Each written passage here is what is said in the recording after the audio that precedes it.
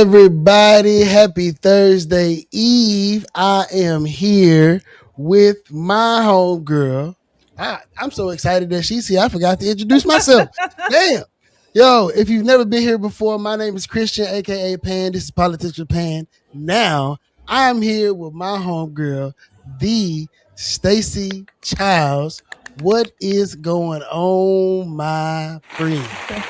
Not much. Woo! I like the clouds, and I have to tell you that beat, that your intro beat, I appreciate very that. good. I be Very trying to keep the vibes. I be trying to keep the vibes. Trying to keep the vibes. But thank you so much for being on, Staci.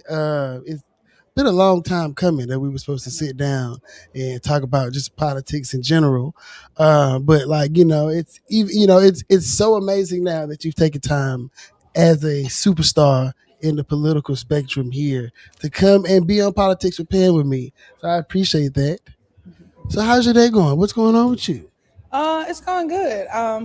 I just recently resigned from State Board of Education on Saturday, Okay. so the outpouring of support and love since that decision has been very kind, very nice. Sometimes when you're just in the thick of it, you don't realize that you're making an impact on folks' lives. And then now the precinct chair election that will take place has quite a few people in the race. And I'm like, now Yeah. nobody was checking for SBOE prior to a Uh, few you years ago. know, So like I I gave myself like a little pat on the back, like everybody want to be on the SBOE now. yeah. Yeah. Like So I think so for those of you who don't know, Stacy, you were a teacher before. yes. Yes, Stacey was a teacher, and then she became an attorney, and was always, I think, on the inside a politician. Just maybe she didn't know the Lord hadn't put it on the heart yet, but she ran and on the SBOE, and I mean, you became an instant celebrity on the I wouldn't say board. celebrity. I would say so, right? There are different levels of it, right? Like in a political realm, like you are someone who people are going to talk about what you think and what you said and why you said it. And those sound bites, those videos, those opinions, those they vibrated across the state at such a high frequency that you have people on their phones, working their thumbs at such a tremendous rate. Like it is amazing. I mean, just to see your ascension this entire time has been awesome. I mean, because you're just, someone who cares so deeply and you fight so hard and it is apparent in the work. Like, so you might not feel like a celebrity. Like I got a friend, right? I know. I have a friend. He's a reality TV YouTuber. He's Okay. been a guest on here before. His name is Okay. Brandon Chappelle. And Brandon is not, a ASAP Rocky celebrity, right? But in his space, this guy is super famous. Like people love him. He comes in there like, oh my God, it's Brandon. He's here. Like, so like your star is where your people are. And I where hear your you. people are, your star like shines bright, bro. I So hear you that. gotta get another intense applause Thank for you. that. Thank you. Thank you. So, after I'm done admonishing you now. What tell us, like what was your experience being on the SBOE? Yeah, yeah. Oh, it was like definitely one of the highlights of my life, good and bad. One of the best things I've ever done. One of the worst things I ever went through. I want Mm, the worst decisions I ever made. One of the best decisions I ever made, but it was one of the hardest things I went through. 15 people sit on the board. I'm a Democrat, right? So there are five of us that align with the Democratic Party, 10 Republicans, and then five of those 10 Republicans are what we call MAGA. So yeah. very far right. So when I entered this space back in 2022, I was told from a lot of like old heads and stuff, look, just say what you feel on the dais. You ain't gonna get nothing passed. You ain't gonna do nothing, but make sure your constituents hear you. And I've experienced a lot of that, but I didn't go in with that mindset. I Hmm. went in trying my best to work across the aisle to get stuff done, even like small changes, because with only five Democrats, you were gonna have to get Republican support to get things done back home in District 4. Um, I don't know if that how well that was always received with my own party, with Yeah. my own colleagues, but we got some things done. But then, um, as the years went on, and Trump got elected in 2024, things just got even more polarized. So these people that I would say, "Hey, how you doing?" to on the Republican side, when I started hearing their stances on like history and like some of the things that I felt was very bigoted, I was like, weren't we just kicking it in the break room? Weren't we Yeah. just sharing granola bars and banana nut bread? How could you come on this dais and say this stuff? And my big black self is sitting here. But some of those folks had a reputation to maintain for their party back in Yeah. their hometowns. And sometimes I'm like, I know you ain't no way you believe some of this stuff that you're saying. But a Hmm. lot of them faced being unsat by even more conservative people. So all of that was just taking place for the past 4 years. And what I just ended on was social studies. And that's kind of what I ran on. It's so funny how God brought that full circle. I ran because I wanted to make sure Black history stayed in the textbooks. And my last two meetings, that was what the sessions were about. And I feel bad for students in public schools when it comes to social studies instruction. I feel bad for our Texas kids. I feel real bad. I, And so that I'm getting ready to create my own Black history curriculum because I'm like, ain't no way in the hell y'all about to learn that. yeah. Yeah, so I mean, and like I don't know if everybody saw, but the interaction that you had with the lady that bought you the book about Oh, Thomas Jefferson, mhm. and like is that like that is that the vibration there? Like, is that Yeah, so I took it easy on her. We already know Thomas Jefferson was a slave owner. We already know he raped his slave Sally Hemings. We already know like the details, but like yeah, in that exchange, I was taking it easy on her. That is the pulse, especially on public testimony day. There are, I would say, 3 to 4 very conservative members of the board, and a lot of them have the money, campaign dollars, and the support to bring 10, 20, 30 people to Austin. yeah, For me, trying to get folks from Houston to come, I would say hundreds of my people in Houston want to come, but they got to work. A lot of yeah, them are teachers, so they're like, I'm not going to get fired just to testify, yeah, So we have more barriers. So a lot of times, that lady who shared that book, those voices get like echoed, and it's annoying as hell. mm, That it's mm, like you coming and you're testifying. You don't have to have any credentials. You don't have to have any experience. You don't have to say I'm an expert in this type of study. But sometimes we make policies and we change things based on what we hear during public comment. yeah. So I mean, any yoo-hoo can just come in there and say whatever it is they'd like to say. I mean, if anybody's watched a city council meeting, I mean, it's pretty much the same, right? Yeah. Like this, like I know those people around the horseshoe, like they get tired of them same old people who say that the aliens are coming and that we need Right. the tax dollars to make sure that we got a Exactly. defense system. I mean, I get it. I mean, and that's part Some of that of stuff is some of that stuff, you'll hear that, but like some of that stuff that we think is crazy, it was too much of that happening. And some of the members of the board agreed with them. So I'm like, yeah. okay, something wrong. Yeah. Yeah. And so like, as far as black people are concerned, black students and black parents, like what is the thing that you want them to be aware of? Like if it's something that you could echo through the halls to black people, I mean I would probably say nationwide, right? Texas is like for what works in other places. Um, so what would you say so something dominating the space? This is why I will always support you in anything you do politically, because you always uplift that question, and a lot of other people are not doing that. Black students in Texas, first of all, let me backtrack. There are more black people in the state of Texas than any other state. We Hmm. already know that, right? So how is it that when you flip that on its head and you look at academic achievement, black students underperform every other racial group in every subject, every grade level? Hmm. How does anybody sit with that and just say, well, like I truly believe that there are some people who don't look like us who think, yeah, it's like that because y'all stupid, and Yeah. we know that that's not the case. We have been at a disadvantage in this country since we got here, and it's by the grace of God and our own resilience that me and you can have conversations like this and be in these spaces. But that is not the reality for every child. Hmm. And there are so many laws and policies being put in place so that we can't have candid conversations like that. But I wish people would like force this conversation. Like Hmm. I never forget this. Last year, I brought 5 students from HISD and from Harmony to see the SBOE meeting. And they looking at the star scores, they're looking at the commissioner's report, and they're texting me in the group chat like, wow, the black kids at the bottom. That's us. That's Hmm. me. And I'm like, and they're in the uproar, and these kids are 13, 14, 15 years old, right? Yeah. And it's like almost like I'm always the elephant in the room. I'm always the one bringing it up.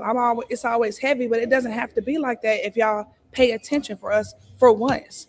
And I would go on to say, I think the reason why our achievement is kind of low is because of what we learn about ourselves. You Yeah. can't tell me you read a book and you see people that look like you, your same skin tone. All you see is shackles and chains. You turn the next page, you see them get hosed by dogs. You see the next chain, you see a police officer choking George Floyd. So that is the gamut of our existence as black people. Of course Yeah. not. You and me both know that we're beautiful and we're resilient and we have color and flavor and pizzazz. And the students at their onset, they're not learning that. When you're 3 to 7 years old, I say 0 to 7. That is the most important time of your identity formation as a human being. What these kids learning about their identity in Texas public schools? Nothing. Yeah. Nothing. So I wish I could just take a megaphone and sing to the mountaintops, teach the fullness of our history, and that don't mean just the truth about slavery. That means everything about us, the things that y'all are jealous of, the things that y'all go pay for so y'all could be more like us, the Hmm. things that y'all can't get nowhere else but in our communities. Teach that too, Yeah. and those are tough conversations to have. It's hard to get a lot of buy-in. So I'll tell the black electeds, and they probably already know this, we have to figure out ways that we get at the same goal without always saying black. So for me, I got $3.5 million from the legislature last year to do some tutoring at failing campuses. I'm not saying every black child goes to a failing campus, but a lot of them do. Yeah. They don't like really legislation around like zip codes because they feel like that's like you trying to say race without saying it. But Yeah. we have to be very smart about how we can help black students and black people get the things they need, even when they're trying to silence us for pushing forth like black legislation. Yeah. You know, That's a long answer. I'm sorry. That's no, my it's all so right. passionate about that. I mean, whoever receives it need it, they need it, right? Like, so that was some good information. And I know what you're saying that I'm doing some work with a brother, and all the stuff I do is rooted in blackness. And I'm going black this, black that. Yes. But we were having a conversation, and I'm trying to get this project funded. And he was saying you got to make your work race and gender neutral. And at first I was like, oh man, but the reality is the political climate and just the way that things are going, you do have to do that. You do have to use specific words and code it a specific kind of way to be able to get the money to come down the pipeline the way you need to come down the pipeline. I mean, and it's unfortunate because it stops black people from being able to get legislation specifically that names the plight specifically for us, because you got to do these specific workarounds. And I think that right now, right, like especially you see with the DSA candidates winning, you see the back and forth between the more moderate side of the party, the more liberal side of the party, like, and like the business class, the corporate class, they are losing grips on like what they had. You know what I mean? Like you can see it, like it's changing. They got Haley Stevens, but they got Corey Bush, right? Yeah. Like, so it's like this tug of war is seriously happening as far as people who are more, race conscious and have more cultural People tired of competency, struggling. People tired of being right? gaslit. And I think that with these different changes, I mean, we may be 50, 60, probably 70 years old, but I think there is coming a day where there will be a piece of legislation that says the word black in it, or Amen. like names the plight of black people specifically, so that there's a generation of grandkids who will have them protections, because so many people was like, we ain't gonna give up, we're gonna keep on I'm gonna tell fighting. you a story. That's good. I'm gonna tell you a story about that. All right. You heard about the blue bonnet curriculum? No. Okay, so now that I'm not on the SBOE, I guess I can share this. So the Bluebonnet curriculum is the Texas Education Agency's curriculum. Okay. It's filled with like Bible stories and all this different type of stuff. I think it's not the best, but it's not the worst, right? A lot of people were against it. I was already slated to vote no. Like it's almost like you a Democrat, you better vote against that because Mike Maraffin, the commissioner, he made that, so you better vote no. But like I told you in the beginning, you're not finna just tell me to vote yes or no. I got to check out everything. Yeah. So I kind of withheld how I was going to vote for quite a few months because the commissioner wanted my insight. And so I said, let me read the curriculum. He mailed me all these books, K through 5. So I'm reading them. I'm seeing all these mistakes when it comes to our history, all this stuff left out. So I give him like 200 changes because he didn't know I was going to vote no. And I still had my options open. He accepted about 100, 120 of the changes. Mm-hmm. And then he was like, well, what will it take to get your support? Because I want this to be a bipartisan thing. I said, oh, you want to have a real conversation? Let's do it. What you going to do for black students in this academic achievement issue? Well, I mean, we're constitutionally barred. I said, okay, stop, stop, stop. You are the commissioner of education. You know that black students are struggling. You said we have to figure out how we have to teach black children. You said that the through line of education is that when black male students have a black male teacher, their academic achievement skyrockets. Out of any other racial group, when a black student has a black teacher, it's because of the trust. For some reason, we just perform well. Why can't you put money towards that? And if you don't even put money, can you stand by me, Commissioner, if I vote yes? And say that you support the upliftment of black students and their achievement, and you will put together a task force of people that will research what the issue is. We sitting on a call just like this. He's sitting in Mm-hmm. silence. I don't know if I can do that. But you just said it was good for kids. But you just said, did you understand my concerns? But you want me to commit political suicide, and you won't even help the kids that look like me, who you are entrusted to help as well. Yeah. This is what we're dealing with. Yeah. So, for me, when it comes to like the plight of black people and black students, I appreciate people electing me and stuff like that. But when it comes to that, I'm willing to stand on it. Because I knew if Mm-hmm. I would have voted for that curriculum. God knows how many articles would have been about me. They would have talked about me like crap. But I had that meeting with him and I said, stand on it. Help us. Work with us. And he wouldn't do it. Yeah. So you're right. It might be 50, 60, 70 before we see some change. But that is the one soft spot I have. I ain't willing to back down on that. I'm not. Yeah. And I can appreciate that, right? And even like ever since Christian has been elected to Congress, I have seen him say quite a few times, right, that I'm black first, right, before anything. And that it is refreshing, right? And it is nice to see so many millennials like stepping in and not doing it just the status quo way, right? Like not keeping the old legacy alive, so to speak. Like But you it. know what though? With those older folks, I feel like they probably felt like us internally, but they did what they had to do to get the stuff done that behind the scenes that we didn't know about. I do, and I agree with that. But I also feel as though, right, like knowing how government works, right, like there's a lot more that can be done, and this is like just on a people. For it don't matter what color you are, like Mm-hmm. right, and me and like my friend Ryan, who I had we had the Republican Democrat debate last week, right? Like we argue about Mount Dami's approach in New York, right? And it is putting government in your face. It's making things tangible, right? Mm-hmm. And everybody knows that the government borrows and it takes forever to pay back. It That's borrow right. and borrow and borrow and borrow. So if you borrowing all this money, you borrowed all this money to bail out the banks. You borrowed Right. all of this money to bail all of these big corporations out. Mm-hmm. They got rid of SNAP.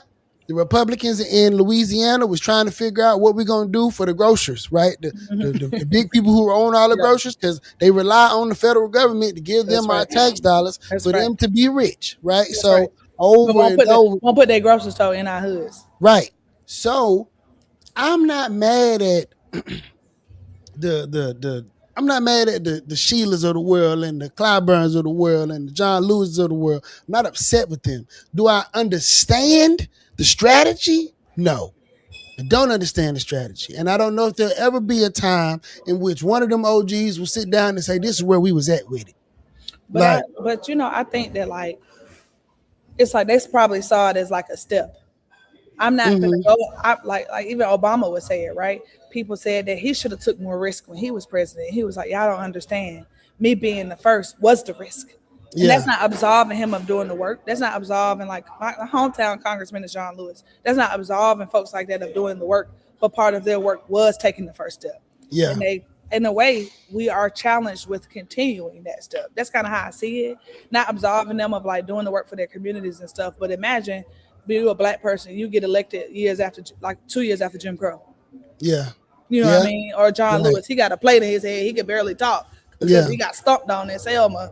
But you want him to go talk about black people. Like, it's just, I see both sides of that. Like, I don't understand it either, but I feel like part of their work was to show us that we can do more by even taking a step to do something. By yeah. running. Yeah, and I mean, and I think that because it is set up like that, right? That's why we have so much political unrest because government moves so slow, right? And then you get somebody like Mondami come in. You feel me? You got Bernie Sanders saying government can move faster than that. We can do more quicker than that, right? So then it is, right, like, because you go back to the Kwame Ture's and the Stokely Carmichaels and all of them and their social agenda and how they wanted to integrate socialism and capitalism, with the Black Panthers and them feeding the kids and all that other kind of stuff.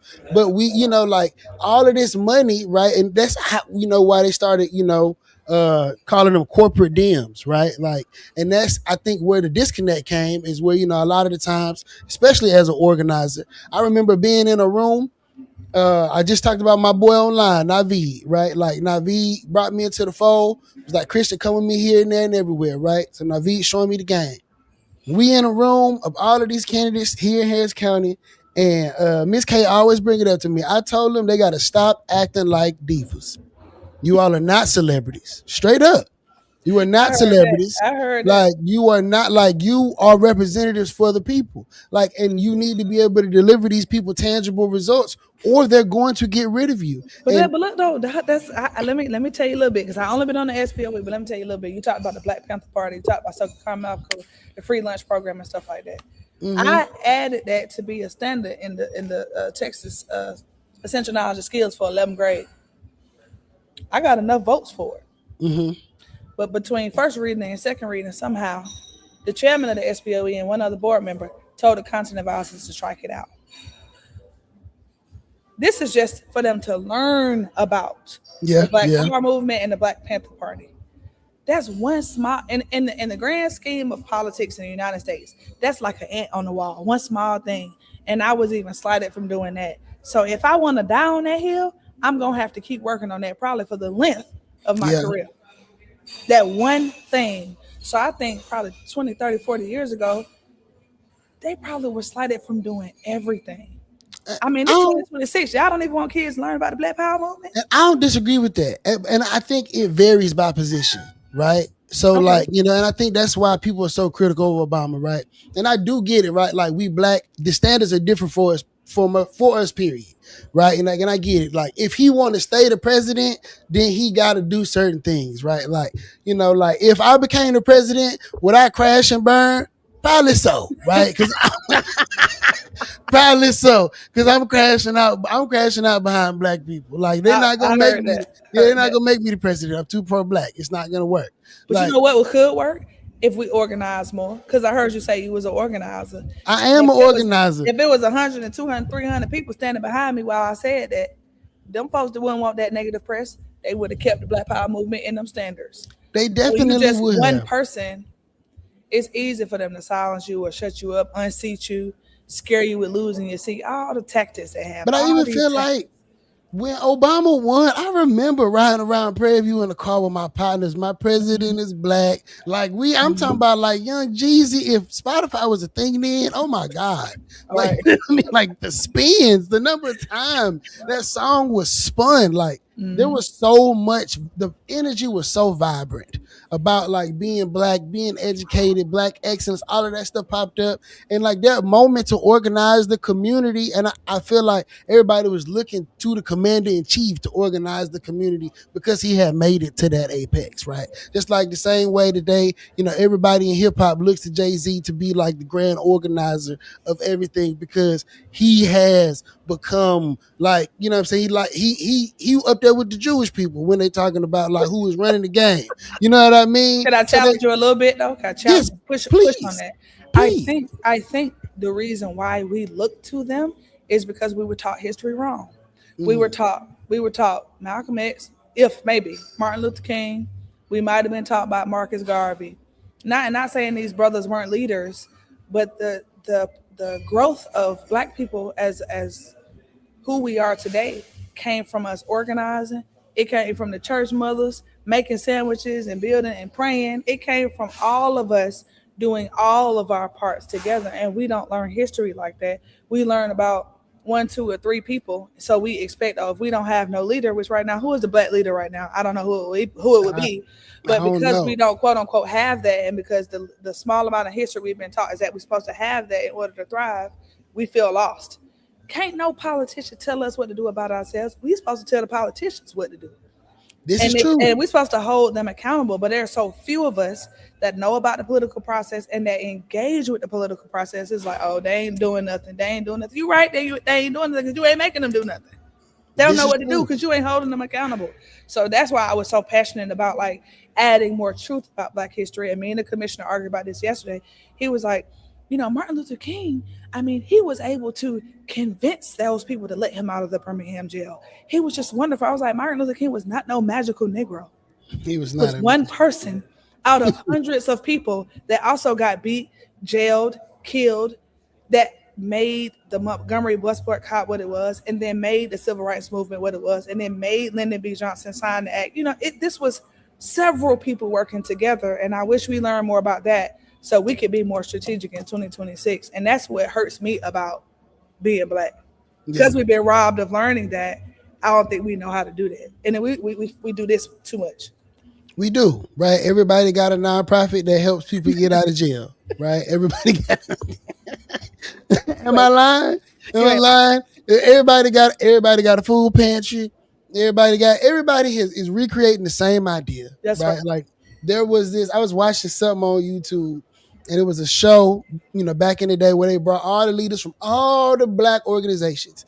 It was the president of Howard was there. The president, like this, back when black college presidents were like, "Yo, The bro, thing, say yeah. something," right?" Like, and I was talking to my partner the other day.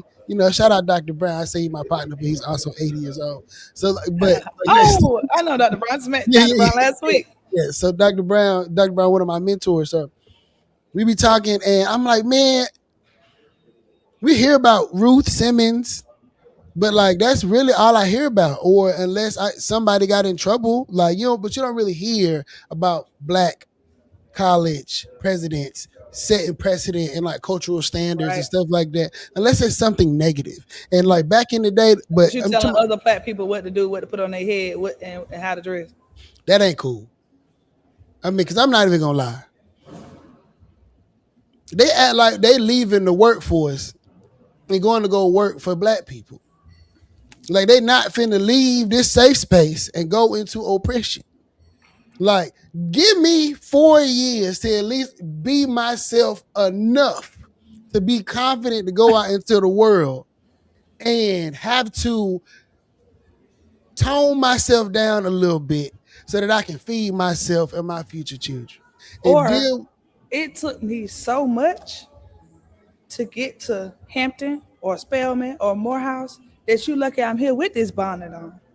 Because if you knew what happened on the Greyhound here, on the Hoop de Ride here, you wouldn't even think I would have made it. So that's this is what you're complaining about, and I'm here at this elite black college. It is the because I've been seeing the debate, right? About the proximity to whiteness and all of that other kind of stuff. And I see the right, like I had my interns on the show, right? And I say, why y'all come over here dressed like Martin Luther King, right? And one of them so eloquently said, "You got to dress the way you want to be addressed." That person not wrong. He not wrong, right? But I also had to go into like, that's racism. I'm not even gonna lie to you, right? Like because there are pastors in our community who they dress in very flamboyant colored suits and stuff like that. They don't wear the gray, the blue, the black, the brown. They don't fit the corporate standard of Mm-hmm. what the ruling class has said you should wear in these spaces to be deemed a respectable member of That's society. right. That's right. Self-expression is not something that is allowed, especially of the Negro. You Especially better of a black man. not, Absolutely not. you better not express yourself. I Do had some man in November at the November meeting. I got me a little ponytail in today. not. In November, I had me some a long wig. I mean, I don't know. I love black girls. We love to change our hair. And one of my colleagues was like, "Oh my God, your hair looks so soft. Can I lay in it? I just want to lay in it." It's I'm just weird. like, you know what?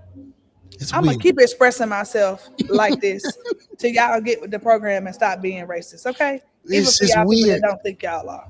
Because So yeah, I you're don't right. necessarily. Self-expression, we have to resist. In terms of self-expression, we do have to like resist. How do we allow? How we become allowed to express ourselves by resisting that? But I mean, when I'm not dressed up, people be looking at me like, "Hello, can I help you? Do you belong?" And then when I'm dressed up, I'm like, "It's like, hi, ma'am. How can I help you? How can I serve you?" So it's just like, I guess if I didn't experience that dichotomy, I would agree with you. But it's like we are in this white supremacist society so much that even we as black people have internalized it and we treat each other the way they have treated us. Right. I mean, and I feel like I experience it, but I think that I don't pay it no mind. Like, yeah, I think I just ignore it, right? Because, yeah, honestly, because I get it, right? And all You my don't life, think it help you navigate society easier? I don't think so. No, I mean, I've always What about the me. airport? No, Stacy, I don't care. Like, I'm not even When gonna I lie. when I'm dressed up at the airport, it's like smooth sailing. I don't pay any of them people any attention. That's good. Honestly, Okay, honest to that's God, good. I don't pay anybody any attention. When I first got into politics, right, I was working for Dallas. That was the first time I ever really wore suits, like just all the time. I think I was 24, 25, right? Like I barely even knew how to wear a tie. I like screen print t-shirts. I like jeans. I like sneakers, right? I'm a 90s millennial kid. Like hip hop music, streetwear. Like that's what I like to wear that, right? Like putting on I was in Port Arthur the other day looking at all of I was at the community center and they have all of these tablets up on the wall about like the history of the west side of Port Arthur and all of the different professionals. And there were all of these brothers in these suits, nice ties and stuff like that. And I remember Ali Sadiq saying, because how old he is, gangsters look like that back in the day, right? Like that's, what I'm saying? They look like ghosts, you know what I mean? Like Yeah. right? They dressed up like that, right? And I can understand that, but I'm a little bit more 50 Cent, right? Like I would put on a suit. just, I don't know. just I honest, like to I'll express put on a myself suit. different ways too. So I like to dress down a lot, but I like to dress up too. So I guess I'm just like privileged in that way because I actually enjoy dressing up. But I do see, to your intern's point, how people treat you based on how you dress. It's Nah, like they don't totally. even talk to you a certain way when you dressed up. Like they treat you like I wish you would.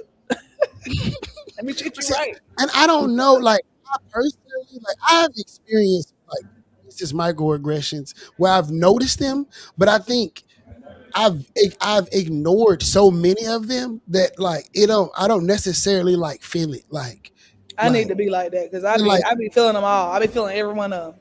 Like, yeah, can I lay no. in your hair? Can I lay? It's so soft. Can I See, lay in like your hair? I Like I be have feeling them all. like the other day I had went I was out somewhere and there was this white dude talking about a black squirrel had run on the field during a baseball game, and he was like, making a joke like white people was chasing this black squirrel. It's like racist, and I just was like looking at him like, bro, why? Right? And it's like stuff like that, but I don't necessarily think it's racist. It's ignorant, but I don't think it's racist. I just think that they don't. He don't share enough space with black people to know that that's not something to say. Like, Right. because there are some black people that he shares space with where they're not gonna be offended. It's gonna be like, oh, that's Bradley. Yeah, but I think Like, certain people get the privilege of being ignorant like that. We don't. no, for sure. Because I didn't share a lot of space with like white people or other like cultures, but because of my upbringing, I was raised to be cautious and to Hmm. be tolerant. You know, everybody ain't raised to just be willy nilly and not have to consider others. Yeah, no, you know what I mean? Because, like, it carries different consequences for us than Yeah, it that's does why. for them, right? You know what I mean? Like, Bradley get to just be all willy nilly and say Hmm. whatever and ha ha ha ha ha. But I think at a young age, I decided I didn't give a damn. Yeah. And because I grew up in the military system, I used to get a lot of racist microaggressions from, like, the superior officers and stuff like that. They'd be weird when you go to the movies or when you're on base. The MPs, they treat you crazy, they follow you around. I mean, I was profiled more by military police than I ever had been by police out in the free world. Lord, that's Like on crazy. the You supposed to be there. You where you supposed to be. on the Navy base in the NEX, going to the community center, whatever the case may be, like running from the military police, being chased by them, like being harassed by other service members, like inside of the military microcosm. Like, I mean, because you think like we a minority here, we really a minority there. Yeah, So yeah. it's a sea of white people and a few black families in these communities and stuff like that. And the people, for the most part, who patrol these communities are white. Right, there's not a lot of diversity in that. Like, you're gonna have some, you have your Hispanic brother, your Filipino brother, stuff like that. But everybody else, for the most part, is white. So, like, when you are there, and I was constantly in these spaces with white people growing up because of the Yeah, military. that makes sense. That makes sense. Yeah. For Yes, me, I grew up around all black people, and I grew up in Atlanta, where it's like I'm black and I'm proud. Everything was like uplifted. Your expression, the way you spoke. If you didn't speak, they pushed you to speak, taught you how to speak. It was very family knit, even though it was a big city. It was a city, but we all helping each other, all pushing each other to thrive. So when I went to different spaces where that wasn't the case, like right outside of Atlanta, it was like, oh, okay. Then yeah, when I got to Houston, Houston is very diverse and stuff like that, but it's still Texas. I was like, oh, I was very privileged as to how I grew up. And I started noticing all the microaggressions. But I guess that's because I didn't have so many of them like you did growing up. So now I'm at this big 30 something age. I'm like, dang, y'all that ignorant? Still, yes, still, you yes. still want to lay in my hair in 2026? And You it know, makes sense to me now, like when other black people are like, oh my God. And I'm just like, I'm like desensitized to it at this point. right. Like, But I'm you just shouldn't like, even what? have to be desensitized to that. Like I mean, I shouldn't, but like that's just the reality, Yeah. right? Like, but also, like, growing up, I would watch, MTV and this and that and the third, and I would go different places. And because I was in proximity to white people, I seen how white people didn't have to put on suits, they didn't have to be all dressed to the nine. And then when I left Houston and went and organized in a non-black space, nobody had on a suit, nobody dressed like that, Okay, now we're getting somewhere. Okay. like nobody did We that. deserve the privilege to be comfortable, is what I'm gathering Yes, for from sure. listening. Yeah. Yes, for sure. Because even, I mean, think about it. Your, When we your, your go, comfort in how you dress is an act of resistance. when we go to these democratic spaces and when you walk around, you see how the white people are dressed. Just keep it Okay. real. You see what they got on. They got on t-shirts. They got on jeans. You know what I mean? They'll pull up, Because we're here to do the work. Yeah. right? They'll pull up, right? Saying some of them might put on a blazer, but for the most part, like, they're not dressed up like us. Like, they are comfortable. And when I went and I worked at the Progressive Turnout Project, I didn't feel like I had to do more. Right. Even then, in that space, there was still some like white microaggressions, right? Like, but it was more cultural incompetence because now I'm around white people who ain't never been around no black people because they don't go to Detroit. Right. So we right outside of Detroit. You go to Detroit, like what you explained about Atlanta. I was only in Detroit for like 8 months, and it felt like what you just explained about Atlanta.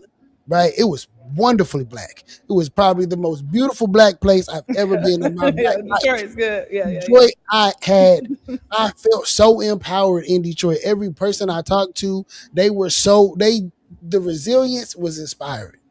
Because those people, not to be a history nerd, but you know this, those people in Detroit are the descendants of the folks who said, enough of the microaggressions, enough of the Yeah, racism, we're going to go north. So yeah, that is the reason why they there. So yeah. yeah, that And makes so, sense. like, because I remember, like, putting out job apps, like trying to hire people to work on my team, and people would ask me, like, do we have to go into Detroit? Like, or I would try to set up job interviews in the city of Detroit, and they wouldn't come. Like it was serious. Mm. Like it was serious, right? They were just like, it's crime ridden, and I lived on the east side, right? And there's crime everywhere. Like I lived on the east side, and I would leave, and I lived in Jefferson Chalmers, and it was like a nice subdivision. Now I will admit, when I got into Michigan, it was potholes on the freeway. Like it was crazy. Ooh. What pothole on the freeway? What is going on up here on the freeway? That's You crazy. know, we thought Houston was bad with the streets. When I pulled into the city of Detroit, they didn't have city lights on, only in certain spots. Like at that time, the city government couldn't afford to pay the light bill, so they would turn the lights off. Like, and I'm riding through whole blocks black.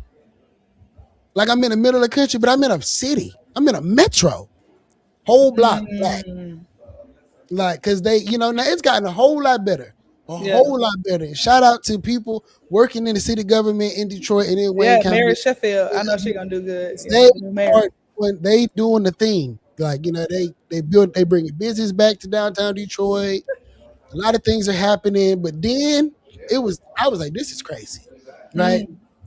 But when I went up there, like, and I mean, the guy who started the organization, the co-founder, all my bosses, everybody, nobody, no suit, every time t-shirt. I'm talking about these people making 6, 7 figures, no suit. Yeah. No suit. I started the Cannabis Freedom Party, right? Like as a pack. It was already a marketing thing, right? And I went to this cannabis conference to talk to the people who own the company, asked them, like, is this a government thing, right? I'm trying to free the weed. We plan a meeting, we got to go out to Vegas.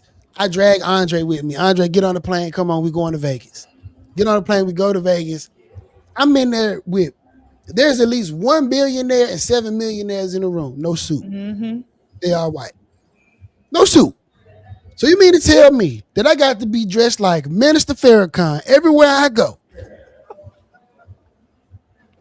I'm just Right. saying. And these white boys get to just be free? Like that's like my biggest thing about like Yeah, being a it person. upsets me too. Hmm. Like I deserve to be free in my You body. deserve to be free and comfortable and express yourself. I don't care about what Mother Adams said, so anybody else about their black respectability and all of that stuff. This is my one black life, and I only get today and maybe That's tomorrow. right. And today, I'm gonna do this for me, not because Mark Zuckerberg might give me a job, or not because Senator so and so I got to be dressed like this to represent because people Hmm. died.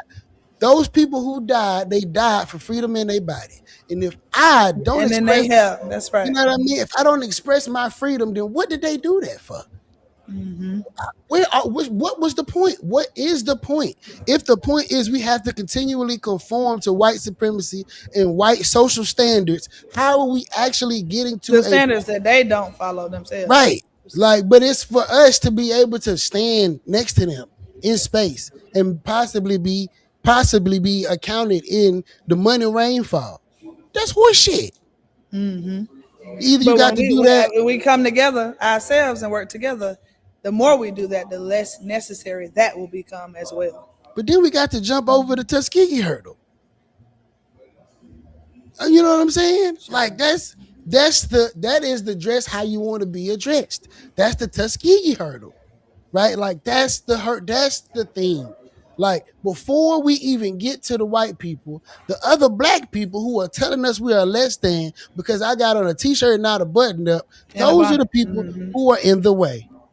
because we got bigger problems, just like people who are bigoted about homosexuality and all this other kind of stuff that doesn't matter, telling Mm-hmm. women to do with their Mm-hmm. bodies. The That's right. plight of black people is that we are not free in our bodies. We are not free in our minds. And we don't have freedom of the tongue. And as much as anybody who wants to be Candace Matthews like or anybody else wants to stand over there and act like we free when they placate to the whiteness, is they are doing everybody that's black and those black kids that they're gonna have with these white men a disservice. Mm-hmm.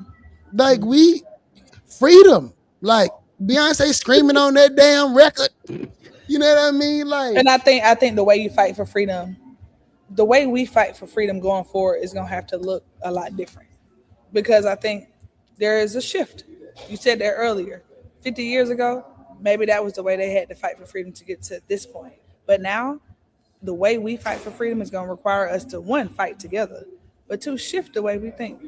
And yeah, I mean, the Gen Zers, they well beyond this they on thinking something of like else. freedom. You know what I'm saying? So They on yeah, something else. They got blue hair, purple hair. They blowing my mind. I'm not even gonna lie. I've been learning about Minecraft. I feel like somebody pawpaw. Like, I'm not even gonna lie. I do. I feel like somebody pawpaw.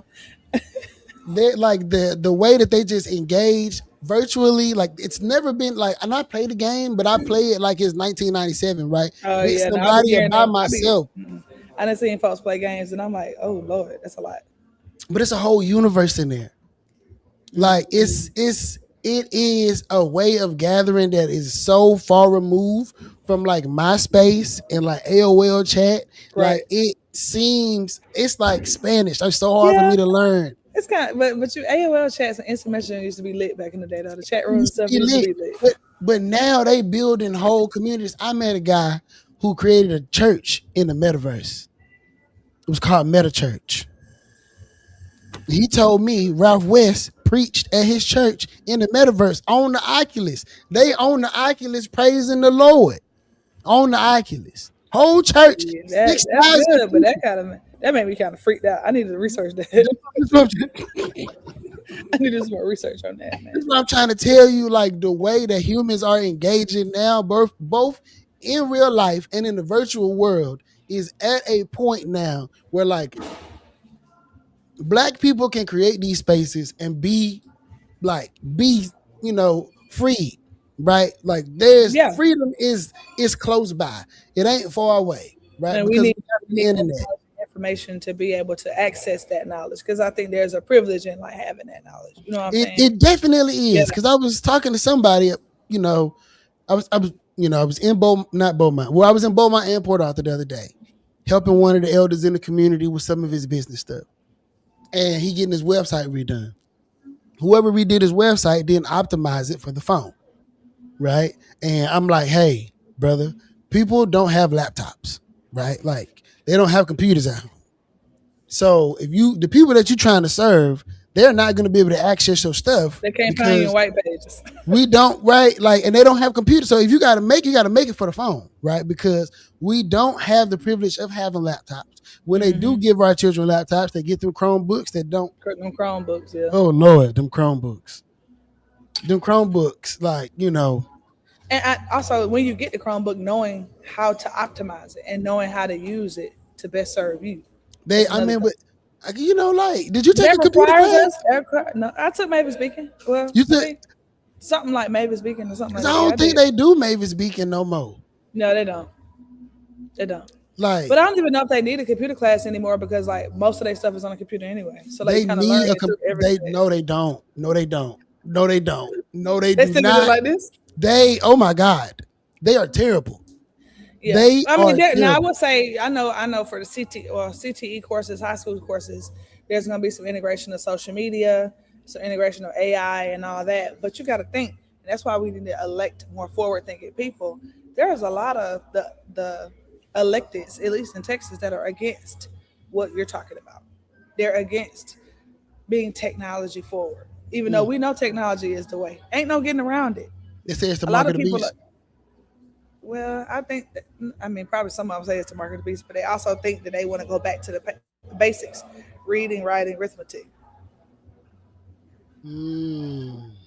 They feel like you shouldn't learn math conceptually. You shouldn't learn how to do timetables with boxes. You should just memorize everything. Now the But we all timetables know with that. the boxes is crazy. But it helps students conceptually think so they can transfer that conceptual knowledge to other subjects and other math Hmm. concepts. You should know. I mean, I'm for memorizing some stuff, but not memorizing everything. Yeah, You know yeah. what I mean? And I think that pushback is going to get in the way of a lot of folks. Hmm. Yeah. Okay. So I do want to ask you, right? I do want to ask. I've always wanted to know what is your Houston story? Like, what made you decide to stay here? Yeah, yeah, yeah. Came here. I was thinking I would teach for 2 years and go back home, but I liked Houston. Yeah. Like once I started meeting folks and started Hmm. hanging out and stuff, I loved it. And you know your city, Houston has that way of just like drawing you in. And I was either gonna be an assistant principal or I was either gonna go to law school. And when I visited Thurgood and I met some of the students one Sunday after going to church, I was like, oh, I gotta go. This Hmm. the time. The time is right now. And then once I went to law school, I was learning a lot of the Texas rules. So I'm like, am I gonna go back to Georgia and try to take the Georgia bar, even though I went to law school in Texas? People do it all the time. Yeah. But I don't think I had the capacity for that because I had taken a semester off to work for the Obama administration. So I was already kind of behind. Hmm. And I was like, let me just take this Texas bar. So then I got licensed here. And I don't know. I just fell in love with the city. There was one stint out of my entire 13 years, obviously during COVID, where I was like, oh man, the Hmm. world is crazy. I need to go. I need my mama. You know what I mean? I need I to can go feel it. strong. But I ain't go. I think my cousin and my family members kind of talked me out of it. They were like, Stacey, you building your life, keep building it. So yeah, I mean, I got enriched in the community. I started meeting people my mother's age that were like second mothers. Hmm. The food is top tier. For sure. I don't know. And now in 2026, I really don't see myself living anywhere else. Like DC is a nice place. Atlanta will always be home, but it's almost like Atlanta don't need me right now. Yeah. I feel like when I came here and I saw at the school where I first worked, I saw how black students were treated. That was like my first experience at work. I Hmm. saw that the black students were treated different like than everybody else. I'm like, oh, it was like a light bulb went on. And it's funny how my life has come full circle 13 years later. That's still what I'm passionate about. That first Yeah. experience that I had back then. I mean, and Atlanta has its own issues. I don't think that's one of them. Yeah. I just don't. And I now think that God has literally placed me in this space for this time, for this season, for those students. So yeah. It's all right. Yeah. No. I asked that because a lot of people think I'm from Houston, but I'm not. I'm from Virginia originally. I'm from Norfolk. I'm from Norfolk, Virginia. From Norfolk, wow. Yeah, I'm a military brat. You from down the way. We used to go party at the Norva. Yeah, yeah, I know, I know. So I left Virginia when I was 10 years old, Okay. and I moved to Texas. I lived in South Texas, right outside of Corpus Christi. Okay. We moved from Portland to Jacksonville, Florida. From Jacksonville, Florida, to San Diego, California. From San Diego to Japan. I graduated high school in Japan. Then I moved to Houston. So Oh now, wow, that sounds like the exact trajectory of my friend Jordan. She went to all those places. She's in the Navy too. okay, Yeah, yeah, yeah, yeah. But yeah. she's not. She was gonna go to Okinawa, but I think she's not going. She's still stationed in Omaha right now. Okay, yeah, yeah. No, it's a lot of All moving. those places. Yeah, Yeah. but I mean, I've been here since I was 18. Okay. Yeah, so I've lived here longer than I've lived anywhere else. Okay. I was actually having a debate on Facebook the other day. Well, it wasn't a debate. One of my classmates from Prairie View was like, "I hate when people that's not from Houston be in pictures throwing up the H like they from here," and I was like, Yeah, that's me "That's too. I'm here. that's me. I live here." But like I'm a military brat, so I get to choose. Yeah, yeah. I mean, I've been living here 13 years, and I've been. I mean, that don't count. It counts for me, but I'm a transplant. You know what I mean? Like, Yeah, I you- understand. And but I mean, Houston being one of the fastest growing cities in the U.S., it's transplants can have a voice. Some everybody. of I the mean, transplants have a everybody. voice too. We outnumber the locals. I think so. At this Yeah, point. Like there's so many of us who are like, yeah, we're Houstonians now. Like, let us in. We all need to kumbaya. Like, we all live here now. It's just, Yeah, it's I, just, I it's just worried what about it is. that. I worried about that when I was running for office. I'm like, I'm not from here, so people wonder why I want to serve, and I'm like, no, transplants can serve their communities like you and I both do Yeah, every day. So yeah, for sure. No, like the people in Houston show so much love. yeah, Like they do. Houston is a beautiful city, Yes, great it is. culture, people resilient, love coming together, great food. Like I Yeah. wouldn't live anywhere else. I've been knowing I was gonna live here since I was 12 years old. Oh, okay. Yeah, yeah, yeah. Me and the What Lord happened at talked about 12? it. Okay, I was gonna say when I left, I had an interview in Houston when I was still at Hampton, but I don't know, I got scared or something and like didn't take the job. And then 4 years later, I ended up actually moving here. So it was always in my cards to live in Houston too. Oh no, the I just got scared the Galleria, first time. the Galleria used to have. I don't know if you were here when the Galleria had the circular signs, the metal Oh ones. no. Oh no. So in the Galleria, the street signs used to be big Oh metal yeah, yeah, circles. of course, yeah, of Right. course. Yeah. Being from Virginia, we don't have anything like that. We go down to the Galleria, we standing there, and I just see these big ass circles hanging from the Yeah. sky. I'm like, what in the hell is going? Mom, this place is awesome. Like, where, Oh. what? She was like, oh, baby, I just street signs. I'm like, these are not just street signs. We have street signs. These are not just street signs. And I Oh told wow. God, I said, when I become a man, I'm gonna live here because there's something going on in this city. Okay. Yeah, and You here made it we go. happen. I did. The Lord be listening. He say, all You right. sure do. You sure do. So I think for me, Houston made me like a lady. Like I was born and raised in Atlanta, but I became a lady here in Houston. Like it grew me up. I feel I like had I stayed back home, I would have been loved on by my family and stuff like that, but I would have remained stagnant, helping other mm, people achieve their dreams or just being pulled so many different ways. And I think God actually pulled me to the side to another city so that He could do with me what He wanted to be done with me. yeah, I I'd have been so distracted.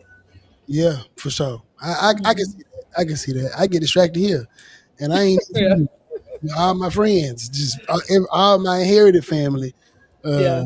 yeah, yeah, But so, okay, one more question. Yeah. What gives you hope? What gives me hope?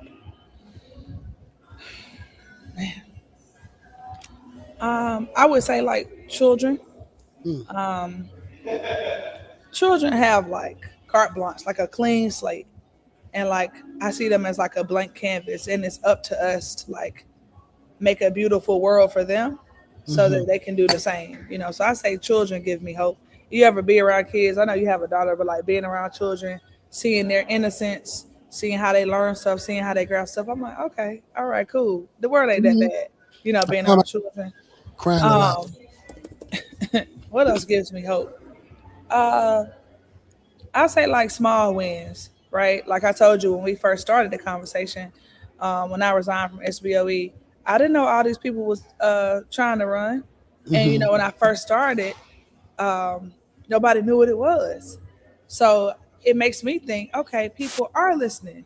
There is something happening. There is a change that may be coming, even though when you in the thick of it day to day, it feels like you hitting a brick wall, brick wall, brick wall. But when you take a step back and you can see like the bigger picture, it's like, okay, Yeah, things are happening. So yeah, yeah. that's pretty much it. I mean, I don't know what else gives me hope. I don't know. I The mean, Lord, well, in these times, I've been having to hold on to the Lord because these times are timing. got to hold on These tight. times are timing. Got to So hold on tight and read your Bible. Pastor say, read your Bible. yeah, Yeah, but Stacy, this was awesome. thank you. I can't hear nothing else you're saying. You I about know, to say, look, tell your listeners you can still donate to my general election campaign. Child wait, protect. did I turn off? Can you hear me now? I can hear you now. Oh, okay, yes. I was about to say, um, in the clips of this video, I'm going to always tell you all to donate to Stacey's campaign. We have to get her over the hump in November. Secondly, um, I am going to, and I'm gonna make sure that my assistant puts that picture of me doing my block walking for you in the clip. Yes, Um, because I said that Because I heard that there's some like conservative newspaper going around in District 131. I haven't got my hands on one yet. I need to check that out. Oh, I ain't seen that. I mean, well, my people live over there, so I asked. I mean, that's where I get my haircut at. I spend a lot of time over there. I go Oh, to in the church car. over there. Yeah. I What church you go to? Go to Greater St. Matthew. Oh, I didn't know South that. Bend. Yeah. Yeah. Hmm. That's Booker the third is my pastor. Um, when I was a teacher at Bastion, he used to come and read to my students. No. Gusta got a good heart. Good heart for the community. Yes, he do. Yes, everybody, the Staci Childs, she is running to be the House State Representative for House District 131 here in Houston, Texas, and she needs your help. Yes. Do you have anything that you want to say to anybody before we go? Thank you for everybody that supported me. Thank you guys for engaging with my social media content. There are even some folks that came all the way to Austin over my years in the SBOE that came to testify. Thank you. Your voices don't go unnoticed. It's August 6th. Hopefully, we will get over that hump November 3rd. I need your support, mainly so we can get over the hump, but mainly so I can hire my staff for January because we want a dynamic legislative office, and I need the coins to do that. So, Whoop, whoop, whoop. Well, all right. Yo, I appreciate this. This was I knew this was going to be a very empowering and black conversation. And yes, I've been waiting for it to happen. I cannot wait to clip all of the stuff that we talked about so that we can preach the gospel of blackness and how beautiful and wonderful we are as a people. that's right. And thank you for the opportunity to be on your podcast. I don't take it lightly. No, Thank of course. You can come on here anytime. Like, Thank you you. are always welcome. Yes, always welcome. And I didn't know we had that Virginia connection. Yeah, I mean, I don't. Most people don't know that I'm from Virginia. They just assume that I'm from Herm Clark. From the 757. Okay. Yes, South Norfolk. I actually have it. I got it. I got it tattooed on my arm. It's kind of part of my little arm collage. Oh, See? that's cool. Okay. I never knew that. Yeah. Yeah, I'll be wearing suits. Restriction of expression. I'm not even gonna get back on my Yeah. hours. All right, Yeah. y'all. Right. Gotta go. It's time for Meet the Teacher. Bye. Bye.